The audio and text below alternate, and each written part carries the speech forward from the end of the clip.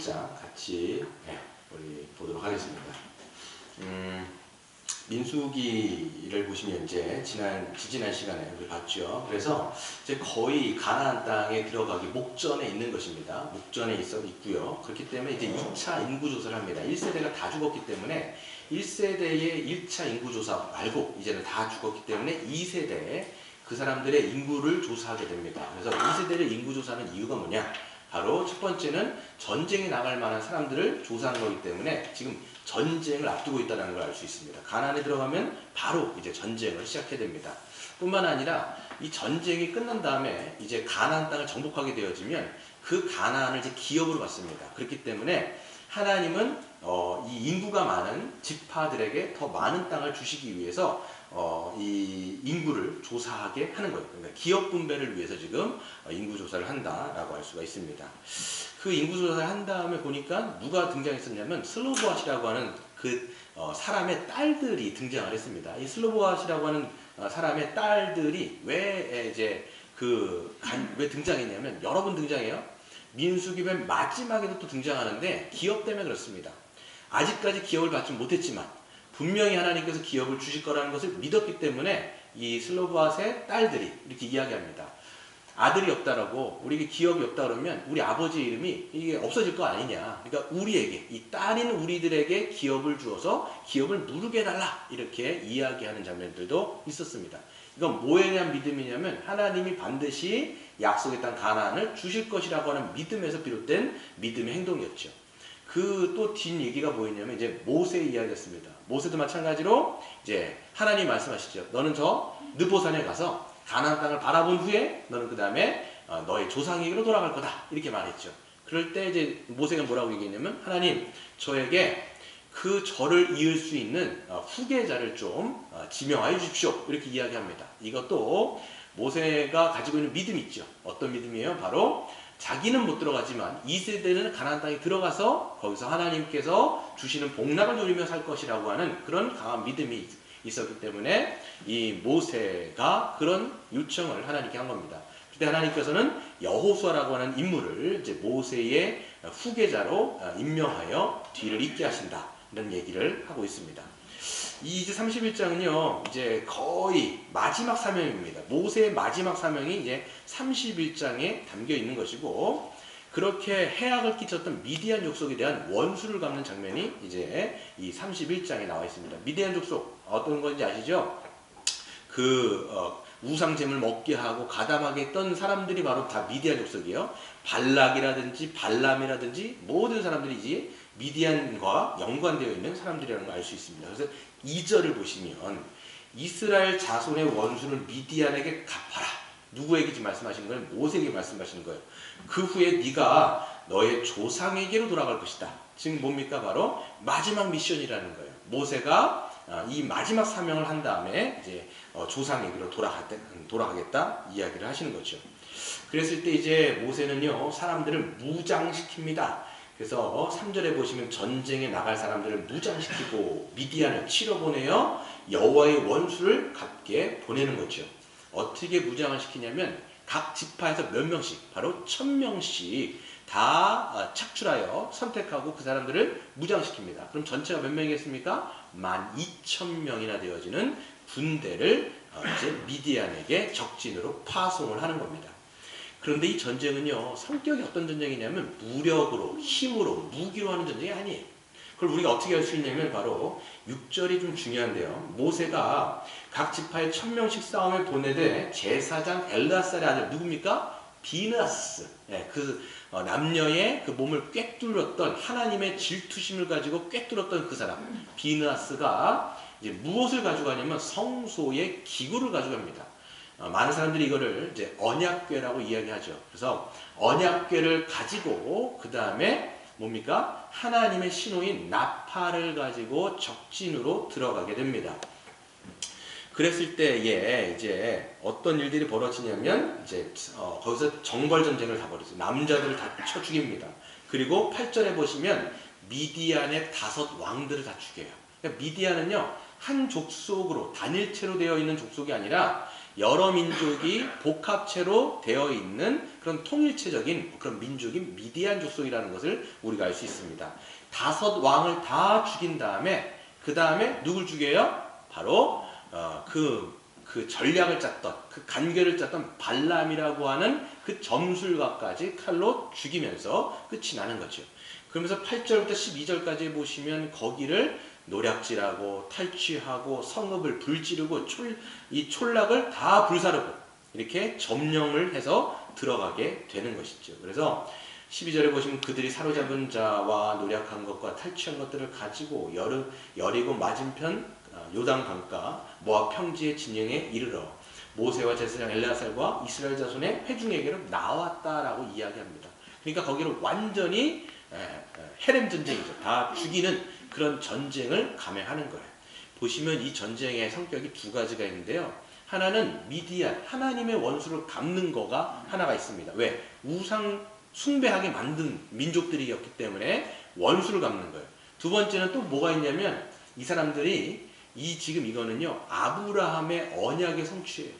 아브라함에게 창세기 15장에 보시면 이런 말씀을 하세요. 너희의 자손이 자손들도 없는데 아브라함에게 뭐라고 말씀하셨냐면 4대 동안 애굽에 있다가 나중에 이 가나안 땅으로 다시 들어올 거다. 그런데 아직까지 가나안에 죄가 관영하지 못해서 즉 죄가 가득 차지 못했기 때문에 4대 만에 400년 만에 돌아올 거다라고 얘기하는 거예요. 그럼 이게 뭐냐면 지금 가나안 민족의 죄가 가득 찬 거예요. 그렇기 때문에 하나님이 지금 가나안 민족을 심판하시는 거예요. 그 심판의 도구로 누가 쓰이고 있냐면 지금 이스라엘 민족이 가나안 땅에 들어와서 지금 사실 이 강을 놓고요. 이쪽이 가나안 지역인데 여기도 가나안 지역이라고 보셔야 돼요. 그러니까 전체를 지금 토벌하는 하나님의 심판, 하나님의 공의가 이 가나안 지역에 내려지고 있는 그런 모습으로 우리는 볼 수가 있습니다. 이렇게 보시면 이 미디안과의 전쟁을 통하여 보여주는 그런 교훈이 있습니다. 이 전쟁은요 지금 힘과 무력으로 하는 전쟁이 아니라는 거예요. 이 전쟁은 지금 여호와께 속한 전쟁이죠. 그렇기 때문에 지금 비느하스가 언약궤를 가지고 가는 것을 통해서 이 전쟁은 하나님께 속했고요. 그리고 하나님이 승리를 주시는 전쟁인 거예요. 하나님을 믿고 따를 때 승리함이 주어지는 거죠. 그래서 보시면 이 전쟁에서 12,000명이나 되는 사람들 중에 한 사람도 죽지 않았어요. 49절에 보시면 천부장과 백부장이 딱 모세에게 와가지고 아무도 죽지 않았다고 딱 얘기를 합니다. 그리고 하나님께 영광을 돌리며 이거는 하나님이 우리에게 승리케 하신 전쟁이라는 것을 본인들도 알아요. 여러분 어떻게 한 사람도 죽지 않고 상처를 입지 않고 전쟁을 할 수가 있습니까? 이거는 하나님께 속한 전쟁이라는 것을 우리는 알 수가 있습니다. 이렇게 이 구약에서 보면 전쟁이라는 것이 굉장히 많은데요. 이 미디안 전쟁을 시초로 해서 가나안에 들어가는 전쟁은 다 이런 전쟁이에요. 그래서 구약에서 보시면 이 전쟁을 통해서 신약을 살아가는 성도들에게 주는 메시지와 교훈이 있습니다. 이게 뭐냐면 우리에게도 신약을 살아가는 우리에게도 뭐가 있다라는 거예요? 전쟁이 있다라는 거예요. 근데 이 전쟁은요 힘과 무력으로 하는 어떤 폭력적인 전쟁이 아니라 영적인 전쟁이다라고 성경이 이야기하는 거예요. 그러니까 저와 여러분이 지금 우리가 그리스도께 부름받았다면 우리는 그때부터 전투를 시작하는 거예요. 이걸 여러분 기억하셔야 돼요. 그래서 에베소서 6장 12절 여러분 뭐라고 되어 있어요? 우리의 씨름은, 우리의 싸움은, 우리의 전쟁은 혈과 육을 상대하는 것이 아니요. 혈과 육이 뭐냐면 보이는 것을 대상으로 싸우는 게 아니라는 거예요. 통치자들과 권세들과 이 어둠의 세상 주관자들과 하늘에 있는 악의 영들을 상대하는 거예요. 여러분 우리가 영적인 싸움인데 이 대상이 뭐냐면 이 악한 영들, 마귀, 보이지 않는 영들에 대해서 싸우고 있다는 것을 여러분 인식하셔야 됩니다. 여러분 지금 우리는 21세기를 살고 있습니다. 최첨단의 시대를 살아가고 있는 거예요. 지금 우리가 이거를 물질주의 혹은 과학주의라는 이야기를 해요. 그러니까 이 세상의 사람들은 눈에 보이는 것은 있어요. 근데 눈에 보이지 않는 것은 없다라고 생각하는 거예요. 그러니까 눈에 보이는 현상에 집중을 하고 그 현상에 따라서 생각을 하고 사고하는 거예요. 이게 물질주의 사고방식, 과학주의 사고방식입니다. 그렇기 때문에 이 현대인들에게 있어서 영적인 어떤 뭔가라는 실체를 인정하지 않거나 없다라고 생각하는 거예요. 근데 여러분 생각해 보시면요. 성도들도 마찬가지예요. 보시면 성도들 우리가 보면요. 우리는 성령께서 오셔서 이제 영적인 눈이 띈 거예요. 그걸 우리가 거듭났다라고 얘기하는 거예요. 그러니까 하나님도 영이시기 때문에 사실 보는 게 아니잖아요. 우리가 육신의 눈으로 지금 하나님을 못 본단 말이에요. 영적인 눈으로 하나님을 예배하고 섬긴단 말이에요. 그 영적인 말씀을 또 듣는단 말이에요. 또 뭐예요? 마귀가 여러분 보입니까? 안 보이잖아요. 근데 우린 있어요. 왜 그러냐고 얘기하면 성경에 그렇게 써 있어요. 마귀의 존재는 있습니다. 악한 영의 존재도 있단 말이에요. 근데 이 현대를 살아가면서 자꾸만 우리가 인식하지 못하는 게 이 악한 영들에 대한 존재를 인식하지 못하고 사는 거예요. 그러면 어떤 결과가 있냐면 영적인 전쟁이 없다고 잠깐 생각하는 거예요. 그러면서 뭐예요? 영적인 싸움에서 자꾸만 패하는 거예요. 여러분 이게 있어요. 여러분 이제 마귀가 여러분 지금 막 해갖고 막 뿔 달고 나오는 게 아니라고요. 지금 뿔 달고 여러분에게 무섭게 나오는 게 아니라 모든 관계 안에서 우리의 마음 안에서 그러니까 마귀는 쉬지 않는다라고. 베드로전서 뭐라고 돼 있습니까? 그는 두루 다니며 삼킬 자를 찾는다라고 돼 있잖아요. 악한 영이. 그러니까 마귀의 밥이 되지 않으려면 뭐라고 얘기돼 있어요? 깨어 정신을 차리라고 얘기하는 거예요. 그러니까 마귀의 존재가 있다라는 걸 인식하고 영적인 싸움을 싸울 준비를 해야 되는데 자꾸만 없다고 생각하니까 싸움을 안 하는 거예요. 이게 여러분 영적으로 자고 있는 자의 모습입니다. 여러분 깨셔야 돼요. 이게 여러분 뭐 하식스 먹고 막 각성하라는 얘기가 아니라 이게 정신을 차리라는 게 뭐냐면 영적으로 깨어있는 거예요. 하나님을 섬기면서 내가 지금 대적이 있다는 것을 여러분들이 생각하셔야 돼요. 이거를 하지 못하면 자꾸만 삶에서 패해버리는 거예요. 그러면서 영적으로 무뎌지고 하나님을 예배하는 삶이 망가지고 그리고 삶 속에서 영적으로 잠자고 있기 때문에 그냥 마귀의 밥이 돼버리는 거예요. 구원받았다 할지라도 마치 구원받지 못한 자의 삶이 삶 속에서 자꾸만 나오는 거예요. 이 사람은 구원받은 사람 맞나? 이런 생각을 자꾸 하게 되는 거예요. 이렇게 되는 거예요. 그래서 보면 이제 더 좀 얘기해 보면요. 영적인 이 싸움의 대상이 누구냐면 혈과 육이 아니라고 되어 있어요. 세 번역에 보시면 이 혈과 육은 뭐냐면 사람이라고 되어 있어요. 그러니까 우리가 싸우는 상대는 사람이 아니에요. 근데 우리 자꾸 사람들하고 싸우려고 하잖아요. 눈에 보이는 사람들과의 싸움이 아니라 이 약한 영들이 우리에게 어떻게 하냐면 어떻게 할까요? 여러분에게 유혹하여서 죄짓게 만들고 그리고요 정욕으로 살게 만들고 그 다음에 죄짓게 만든 다음에 죄책감에 빠져서 기쁨을 누리지 못하게 만들고 이게 다 마귀가 하는 짓이에요. 그러니까 우리가 주기도문에 뭐라고 되어 있어요? 하나님 우리를 악한 자들로부터 악으로부터 구원하여 달라고 얘기하지 않습니까? 그게 악한 자, evil one이라고 되어 있어갖고 하나님 저희를 악한 자로부터 구원해 주십시오라고 주기도문에 그래서 기도하는 거예요. 그래서 여러분 우리가 영적인 싸움을 할 때 이 대상이 있다는 걸 여러분 기억하시고요. 그래서 이 악이요 우리 안에 죄된 본성과 유혹이 맞부딪힐 때 죄로 나가는 거거든요. 이거를 하지 못하도록 우리가 이제 이것을 기도하면서 우리가 죄와의 싸움을 싸우는 거죠.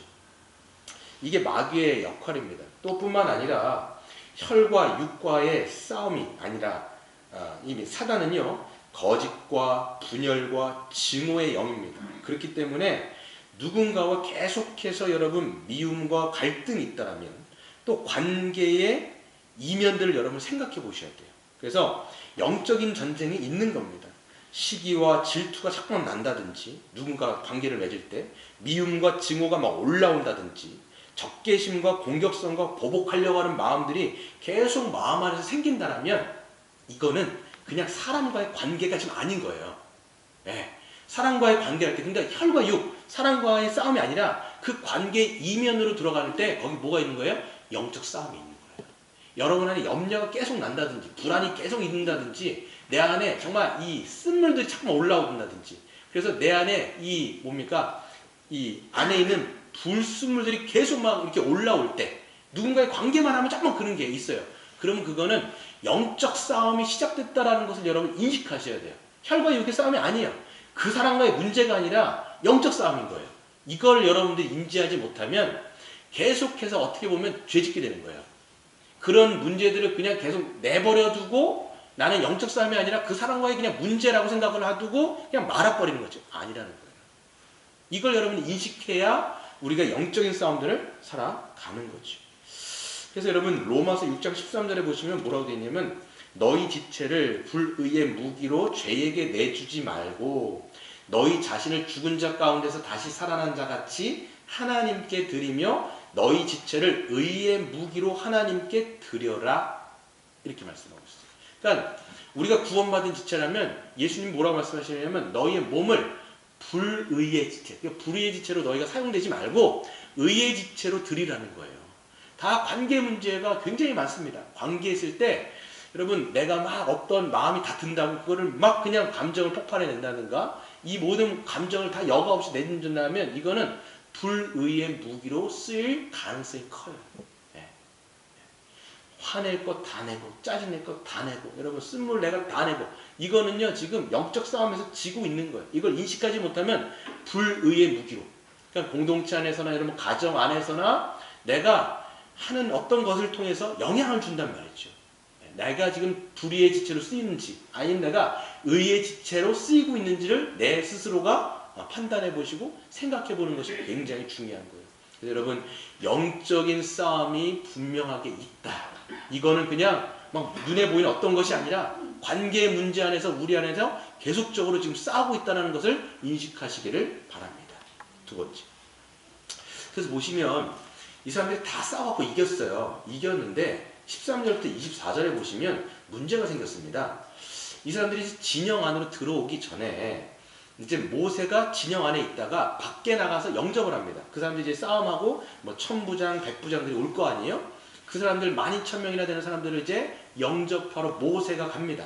근데 모세가 딱 갔는데 14절에 보니까 화를 내요. 승리하고 돌아왔으면 기뻐해줘야 되잖아요, 모세가. 근데 막 화를 불같이 내는 거예요. 모세가 군대에 지휘관 곧 싸움에서 돌아온 천부장들과 백부장들에게 노하니라. 막 크게 화를 낸 거예요. 왜 화를 냈냐면 이유가 뭐냐면 15절 딱 얘기하죠. 모세가 그들에게 이르되 너희가 여자들을 왜 다 살려뒀냐? 딱 얘기하는 거예요. 여자들 다 살려놓은 거예요. 근데 그 여자들이 누구예요 지금? 예, 부올 사건 때 주범이었던 사람들이에요.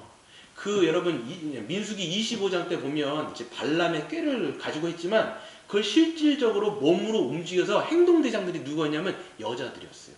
여자들이 가가지고 그 사람들을 다 깬 거거든요. 잠깐 들어와 보라고. 잠깐 들어와가지고 우리랑 같이 식사하자고. 이 식사가 우상제물 먹는 식사였어요.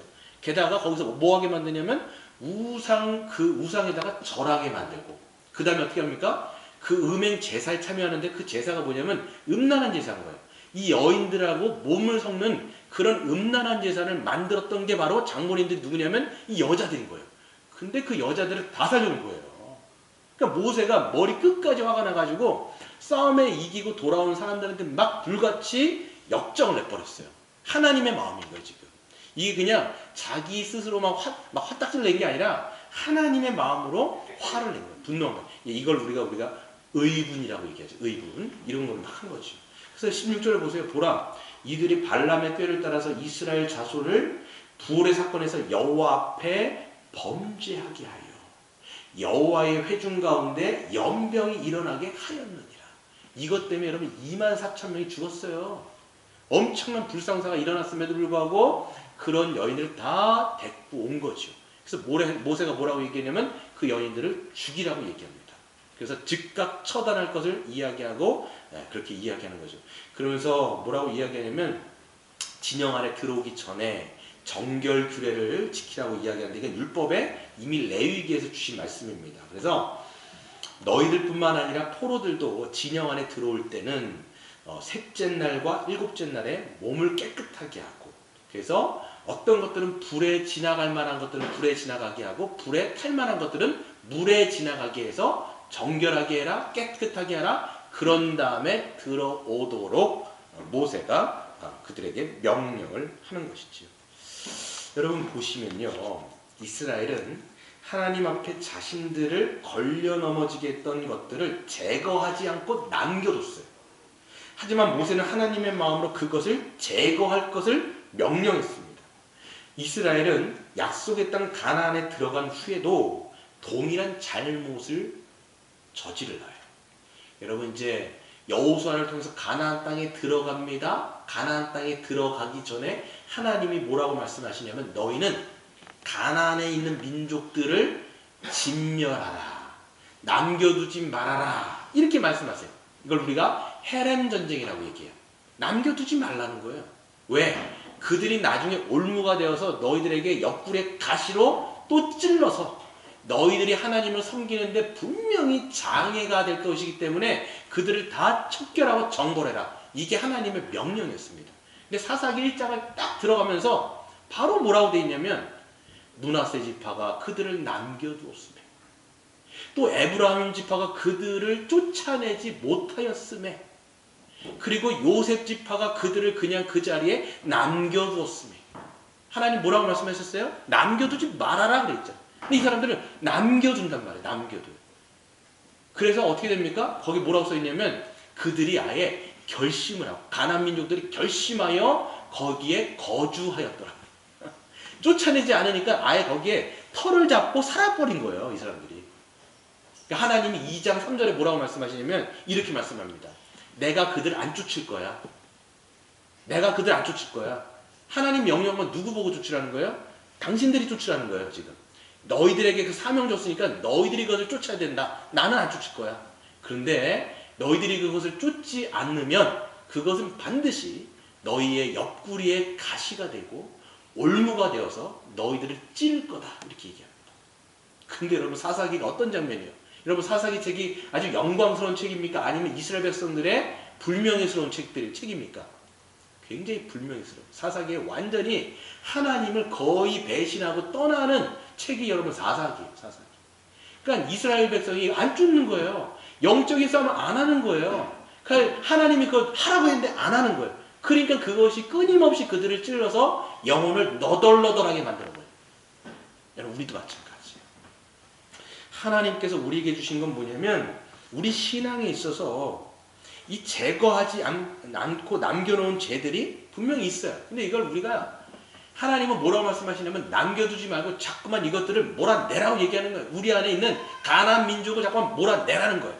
근데 우리는 이거를 애완견처럼 여러분 요즘에 이렇게 밖에 지나가면 개가 왜 이렇게 많은지 강아지들이 엄청 많아요. 강아지 팔자들이 너무 좋죠. 아주 보면요. 뭐 보행에 끌려다니기도 하고 막 보면 사람이 강아지를 끄는 건지 강아지가 사람을 끄는지 잘 모르겠어요. 제가 보니까 그럴 정도로. 근데 보면 그 품 안의 자식처럼 우리가 이 죄를요 갖고 살아요. 이거를 버릴 생각을 안 하고 쫓을 생각을 안 하고 죽일 생각을 안 하고 계속적으로 품 안에 산단 말이에요. 그러니까 이게 자꾸만 우리에게 신앙의 가시가 돼요. 신앙의 올무가 돼요. 잠깐만 이것이 우리의 영혼을 찔러 쪼개서 우리의 영혼을 너덜너덜하게 만드는 것들이 분명히 있다는 것을 인식해야 된다는 거죠. 히브리서 12장 1절을 보면 이렇게 되어 있습니다. 우리에게 구름같이 둘러싼 허다한 증인들이 있으니 모든 무거운 것과 무거운 것은요 거리끼는 것과 얼매이기 쉬운 죄를 벗어버리고 인내로서 우리 앞에 당한 경주를 하며 이렇게 되어 있어요. 그러니까 무거운 것, 거리끼는 것과 얽매이기 쉬운 죄. 여러분 생각해 보세요. 여러분 삶 속에서 여러분이 쉽게 잠깐 걸려 넘어진다. 그게 뭐가 있어요? 그 여러분 우리가 쫓아내야 되는 것인데 쉽게 넘어지는 것을 자꾸만 갖고 있는 거예요. 얽매이기 쉬운 죄를 벗어버리고 인내로서 경주하라는 거예요. 지금 신앙은요 경주입니다. 이기기를 다투는 자마다 우리가 달려가야 되잖아요. 근데 이게 자꾸만 우리의 발목을 잡아요. 하나님께 더 온전하게 섬기고 우리 자신을 하나님 앞에 산 제물로 드려야 되는데 이게 자꾸만 걸리게 만든다고요. 그 신앙이 자라가지 못하고 자꾸만 이게 우리의 발목을 잡는 거예요. 여러분 배에 보면 앵카 있잖아요. 닷 같은 게 있잖아요. 이게 배가 나가지 못하게 딱 묶어놓는 거거든요. 마치 우리 발목에 앵카가 달려있는 것처럼 자꾸만 그게 우리를 붙들어 매는 거예요. 조금 뭐 전진하려고 해도 자꾸만 땡기는 거예요. 왜 그러냐? 이 얽매이기 쉬운 죄를 벗어버리지 않은 거예요. 쫓아내야 되는데 안 버리고 있는 거예요. 품 안에 갖고 있는 거예요, 자꾸만. 그러니까 여러분, 우리가 이거 어떻게 되느냐? 성경이 뭐라고 돼 있어요? 십자가에 못 박으라는 거예요. 우리 주님이 말씀하신 게 뭐예요? 너희의 눈이 실족하게 하면 눈을 뽑으라고 얘기하잖아요. 너희의 손이 실족하게 만들면 손을 자르라고 얘기하잖아요. 사실 그걸 누나를 진짜 뽑으라고 얘기하거나 손목을 자르라고 얘기하는 게 아니라 결단하고 너의 죄를 자르라는 거예요. 갈라디아서 5장 24절 25절은요. 똑같이 주님이 말씀하신 걸 사도 바울은 이렇게 얘기해요. 그리스도 예수의 사람들은 육체와 함께 그 정욕과 탐심을 십자가에 못 박았느니라. 만일 우리가 성령으로 살면 또한 성령으로 행할지니 그랬어요. 여러분 우리가 이제 성령의 열매에 대해서 우리가 수요일날 배웠단 말이에요. 수요일날 거기서 보면요. 그 앞구절이 그 뒷구절이 바로 뭐냐면 너희의 정욕과 그 죄를 십자가에 못을 박으라는 거예요. 그래서 여러분 우리가 성령을 믿으면요. 예수 그리스도를 믿으면 우리는 그리스도와 함께 십자가에 못 박힙니다. 이거 수동태예요. 그런데 십자가에 못 박혀서 그리스도와 연합된 자, 즉 구원받은 자는 이제 우리가 영적으로 살았기 때문에 영적인 싸움을 어떻게 해야 되느냐? 자기 안에 있는 정욕과 죄를 날마다 십자가에 못질을 하는 거예요. 그게 우리가 십자가에서 죄를 못 박는 겁니다. 네. 그래서 여러분 보시면 풀이 무성하면 어떻게 합니까? 잡초를 잘라내잖아요. 잘라내죠. 그리고 못이 여러분 튀어나왔으면 어떻게 됩니까? 그 못을 두드린단 말이에요. 때려가고 들어가게 한단 말이에요. 또 여러분 손톱이 여러분 길어지면 어떻게 됩니까? 손톱을 자르잖아요. 마찬가지로 그 정과 욕심을 날마다 십자가에 못 박으라고 이야기하죠. 제가 어디서 퍼온 글인데요. 한번 읽어드릴게요. 손톱이 길면 때가 끼듯이 욕심이 자라나 때가 끼네. 손톱을 깎고 나면 개운하듯이 욕심을 잘라내니 개운하네. 한동안 잊고 지내다 보면 어느새 자라있는 손톱, 한동안 잊고 지내다 보면 어느새 또 자라있는 욕심, 수시로 들여다보고 잘라야겠다 이렇게 얘기하고 있어요. 그러니까 여러분 우리가 이 잡초가 무성한데 이걸 정원을 관리하지 않으면 마음의 정원은요 이게 완전히 잡초로 무성해가지고 이게 정원인지 수풀인지 모를 정도로 자라있는 거예요. 그때마다 잘라내고 그때마다 잘라내고 그때마다 때려야 되는 거예요. 여러분. 이게 성경에서 이야기하는 십자가의 못을 박아 이 정과 욕심을 박으라는 거죠. 근데 여러분 이게요 이게 성령의 은혜 아니면 안 돼요. 이게 중생하지 않은 사람은요 안 돼요. 불가능합니다. 이게 오직 성령을 받아서 중생한 자라만이 자기의 죄를 인식하게 돼 있어요. 아 내가 이런 죄가 있구나. 내가 이런 연약한 약점이 있고 여기 내가 걸려 넘어지는구나. 죄를 인식하셔야 돼요. 일단 첫 번째 단계는 뭐냐면 죄를 인식하셔야 돼요. 죄를 인식한 다음에 존 오웬은요 뭐라고 얘기하냐면 그 죄와 마주하라는 거예요. 딱 보라는 거 이거. 그러니까 죄가 딱 우리 안에 있는데 그거를 이 관점에서 보지 말고 죄를 끄집어내서 그 죄가 무엇인지를 자기가 마주대하여 이것을 뚫어지게 쳐다보라는 거예요. 이 죄를 쳐다보라는 거예요. 내 죄가 어떤 것인지를. 그리고 하나님의 마음으로 이 죄가 얼마나 역겹고 불쾌하며 하나님 보시기에 이것이 얼마나 혐오스러운지를 자기가 알아야 돼요. 이게 하나님의 마음으로 죄를 보는 거예요.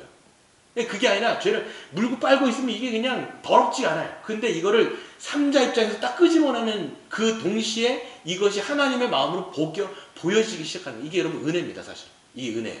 성령이 주신 은혜예요. 아 이게 참 더러운 거구나. 불쾌한 거구나. 하나님 모습이 굉장히 혐오스럽구나. 하나님의 마음으로 모세가 노했던 것처럼 그 죄에 대해서 노하셔야 돼요. 여러분. 네, 분노하셔야 돼요. 야 이런 죄가 있구나. 첫 번째 단계예요. 두 번째 단계는 뭐냐면 그 죄에 대해서 기만에 대해서 속지 마셔야 돼요.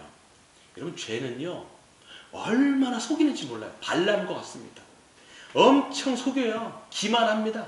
그래서 우리로 하여금 그 죄가 아무것도 아닌 것처럼 자꾸만 죄가 우리를 속여요. 뭐라고 속이냐면 이런 거예요. 이 정도는 괜찮아.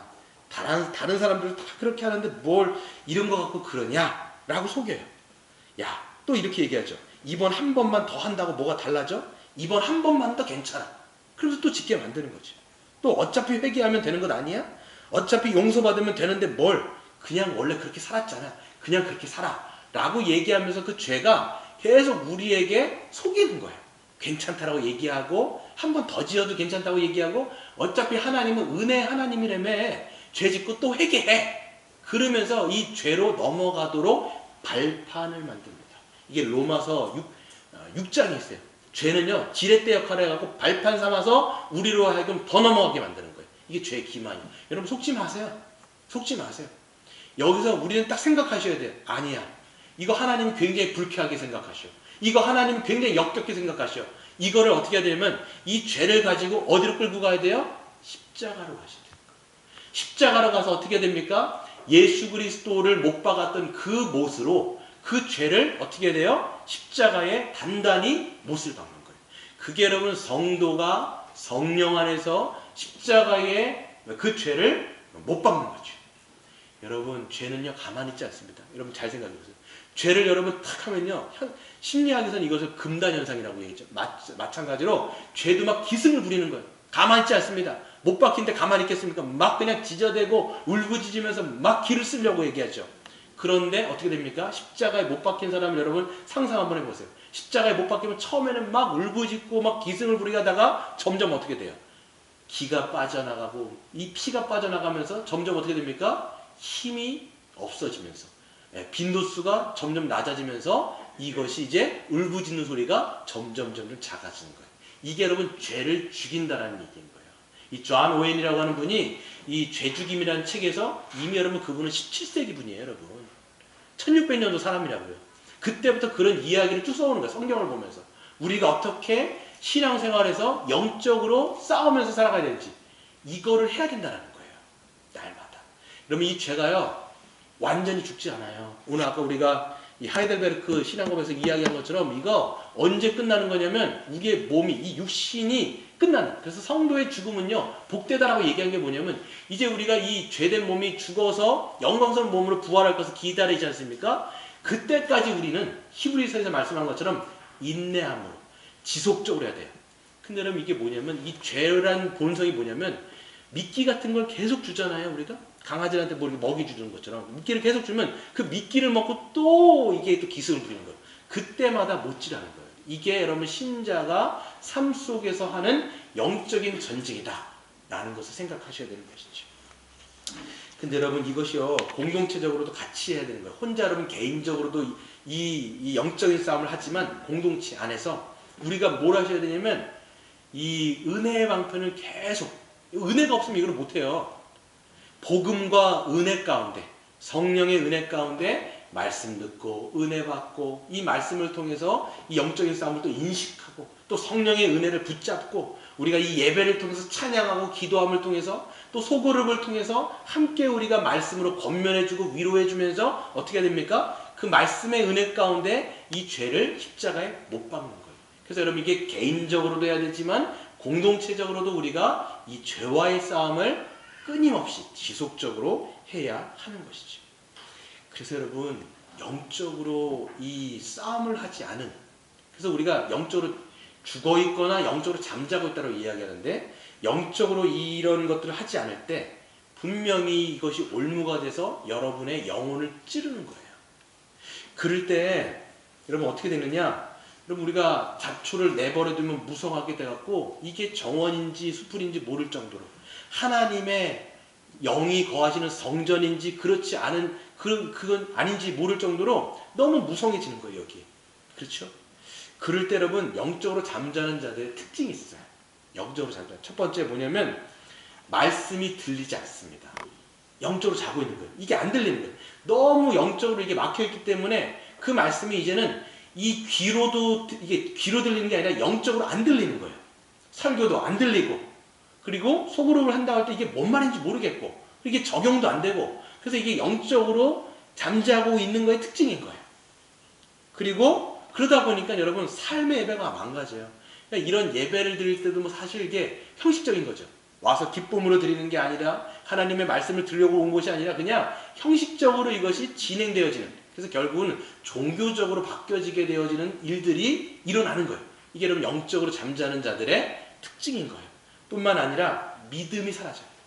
믿음이 여러분 사단이 하는 일들 중에 하나가 뭐냐면 우리의 구원을 뺏어갈 수는 없는데 뭘 뺏어가냐면 우리가 구원받는 자로서 삶을 뺏어가요. 그래서 구원받은 자들의 어떤 기쁨이라든지 그 영광이라든지 거기에서 어떤 소망이라든지 이런 것들이 점점 희석되어지기 시작하면서 믿음이 사라지기 시작합니다. 그래서 어떤 일들이 벌어지냐면 삶 속에서 이렇게 설교 말씀이라든지 성경의 이야기들이 안 믿겨지는 거예요. 에이, 그건 뭐 성경에서 있는 얘기고 실상은 뭐 그렇지도 않은데 사랑을 하고 이야기하지만 서로 뭐라고 돼 있어요? 베드로전서 같은 데서 보면 무엇보다 너희가 뜨겁게 사랑할지니 사랑은 허다한 죄를 덮느니라. 뭐 이렇게 이런 말씀들이 있지 않습니까? 그런데 이런 말씀들이 안 믿겨지는 거예요. 교회적 존재로 교회적 삶을 살아가자고 그게 말이나 되는 얘기야? 그게 뭐 가능하긴 해? 실상은 이런데. 그러니까 실상과 잠깐만 말씀 괴리가 있으니까 하나님의 말씀을 믿으려고 하기보다는 내 현실을 잠깐 믿는 거예요. 현실이 이렇게 힘든데 맨날 현실 타령만 하고 있는 거야. 그러니까 여러분 뭘 믿는 거냐고 저는 묻고 싶은 거예요. 현실을 믿는 거예요? 아니면 성경을 믿는 거예요? 현실을 믿는 거라면 불신자와 다름없다라는 거예요. 여러분. 내 현실이 이렇게 힘든데 내가 어떻게 그렇게 신앙생활 합니까? 두 가지 중에 하나예요. 하나는 영이 거듭나지 않았거나 영적으로 잠자니까 이게 안 들리거나 안 믿기거나 이거예요. 그리고 소망이 사라집니다. 하나님이 그렇게 성경에서 약속했던 소망이 희미해지는 거예요. 희미해지거나 아예 안 믿기거나. 그러니까 새하늘과 새 땅이 있다고 하지만 그게 나에게는 너무 없는 얘기 같은 거예요. 그리고 여러분 내세에 대한 소망이 사라지면 우리에게 오는 그런 병이 뭐냐면 이 현세에 대해서 아주 집착하게 돼 있어요.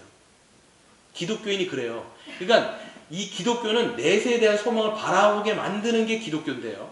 이 내세에 대한 소망이 없어지니까 어디에 주목할 수밖에 없냐면 이게 다라는 거예요. 그러니까 여기에다가 모든 것을 올인 해버리는 거죠. 여기에다 올인 하니까 어떻게 되는 거예요?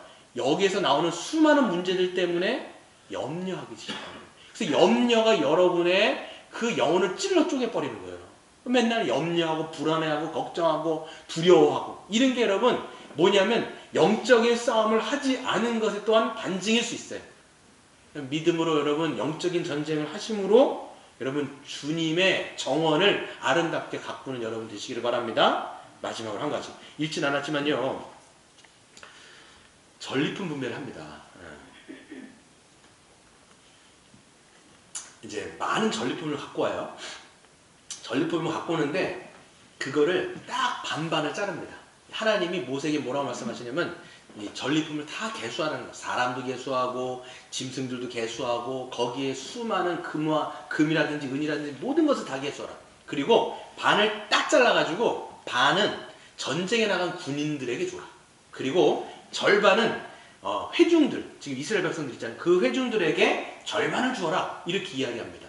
그런데 또 뭐라고 말씀하시냐면 군인들이 받은 것 중에서 500분의 1을 하나님께 헌납하고 그 다음에 이 회중들이 받은 것의 50분의 1을 어떻게 하냐면 레위인들은 기업이 없지 않습니까? 그렇기 때문에 그 레위인들에게 50분의 1을 주어라 라고 명령을 합니다. 그래서 뒤에 읽어보시면 다 내용이 뭐냐면 정확하게 500분의 1을 하나님께 드려요.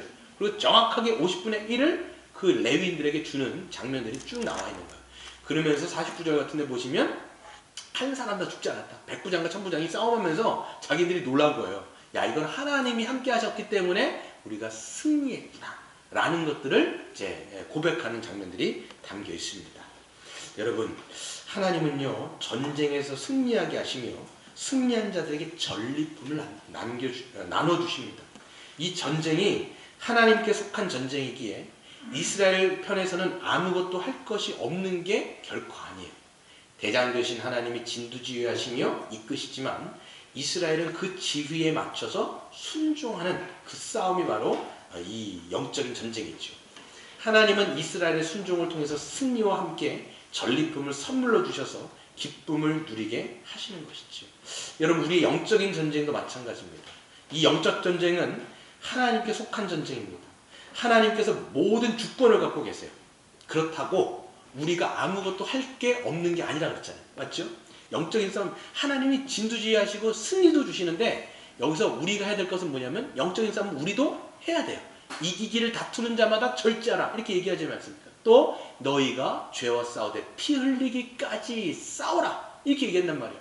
하나님이 모든 것을 승리하게 하시면 우리 아무것도 안 해도 되죠. 이게 아니라 피 흘리기까지 싸우라는 거예요. 이게 여러분 성경에 보시면 하나님의 주권도 100%, 인간의 책임도 100%인 거예요. 그래서 하나님이 승리하게 하시는 것들을 우리가 믿고 승리하며 나아가는 거죠. 그래서 여러분 보시면 요한계시록에 보시면 그 요한계시록에 7 교회들이 쭉 나옵니다. 에베소 교회, 무슨 교회 해가지고 다 나오는데 하나님이 책망도 하시고 칭찬도 하세요. 그러면서 맨 끝에 뭐냐면 성령께서 듣게 하시고 귀 있는 자들은 하나님의 말씀을 들어라 이렇게 얘기하시고 이기는 자는 내가 너희들에게 상급을 주겠다. 이기는 자는 이렇게 돼 있어요. 이기는 자. 여기서 보면 교회를 이기는 자라고 얘기하는데요. 우리가 딱 생각할 때 그럼 영적인 전쟁에서 패하면 어떻게 돼? 패하면 어떻게 되지? 그럼 우리에게는 아무것도 없는 건가? 하나님 나라의 그 구원이라고 하는 약속이 우리에게 지어지지 않는 건가? 라고 우리가 생각할 수 있는데 그렇지 않습니다. 여기서 이기는 자라고 하는 것은 교회고요. 이거는 두 가지 뜻이 있는데 한 가지는 하나님이 이기게 하시는 자, 이게 교회예요. 그러니까 하나님께서 이 교회를 이기게 하신다는 거예요. 어떻게 해요? 예수님께서 십자가에서 죽으시고 부활로 말미암아 사단의 머리를 박살내셔서 그 사단의 권세로부터 우리를 끄집어내셨잖아요. 그렇기 때문에 모든 전쟁을 우리는 이제는 이기는 전쟁이에요. 사실 예수님께서 뭐라고 말씀하셨냐면 내가 세상을 이기었노라. 너희가 세상에서는 담대하라고 말씀하셨기 때문에 이미 이긴 자라고 돼 있어요. 이길 수밖에 없는 자라고 얘기하는 거예요. 그렇지만 거기에서 또다시 한편에서 하나는 우리가 또한 싸워서 이기는 자. 이 두 가지 의미가 다 있는 것이죠. 그러니까 이렇게 여러분 생각하시면 돼요. 우리의 싸움은요 이미 그리스도 안에서 끝난 싸움이에요. 승리한 싸움이에요. 그럼에도 우리가 이 땅 가운데서 그 승리를 위해서 이미 다 싸우고 이기게 하신 것을 갖다가 우리에게 이기라고 얘기하신 거예요. 그리고 그 전쟁에서 이길 때 우리에게 삶 속에서 전리품을 나누어 주시는 것이죠. 그 전리품들이라고 하는 것은 뭐냐? 왕의 하사품인데요. 그 왕께서 우리에게 주시는 그 왕의 하사품은 바로 더 우리로 하여금 하나님의 임마누엘을 충만하게 누리게 하시고 또 삶 속에서 성령의 열매를 맺게 하시고 더 주님을 닮아가게 하시는 거예요. 그래서 여러분 이미 이긴 싸움을 우리가 삶 속에서 순종함으로써 이기는 거거든요. 그러니까 하나님은요 그 이김을 통해서 또 게다가 거기다가 전리품을 주시는 것이기 때문에 얼마나 여러분 그 자비하신 하나님입니까? 그 열매는요 우리가 수요일날 이야기했던 성령의 열매예요. 우리의 삶 속에 그리스도를 더 충만하게 누리고 그리스도를 더 닮아가게 되어지고 또 그리스도의 그 사명을 더 누리게 되는 것이죠. 여러분 마태복음 25장에 보면 뭐라고 되어 있습니까? 잘하였도다 착하고 충성된 종아 네가 작은 일에 충성하였기 때문에 내가 더 많은 일을 맡기겠다. 네가 내 주인의 기쁨에 동참하라 라고 말씀하시면서 우리에게 주신 전리품은요 우리가 뭐 세상에서 막 잘 되는 것 이게 아니라 그리스도를 더 누리는 거예요. 이게 우리의 복인 거예요. 이게 전리품이라니까요. 하나님께서 우리로 하여금 하나님을 더 누리게 하는 거예요. 이 땅 가운데 하나님 나라를 더 누리게 하고 더 복되게 하며 그리고 우리가 그리스도를 더 닮아가며 우리의 신앙의 진보가 있게 되는 거예요. 믿음이 더 생기고 우리 안에 사랑이 더 충만해지고 더 우리가 하나님 나라를 더 소망하게 돼서 이 땅 가운데서 그리스도를 더 갈망하게 되는 것. 이게 그리스도께서 우리에게 주시는 전리품인 것을 믿으시고 이 땅 가운데서 영적인 전쟁을 싸움으로 승리하시는 저와 여러분 되시길 주의 이름으로 축원드립니다.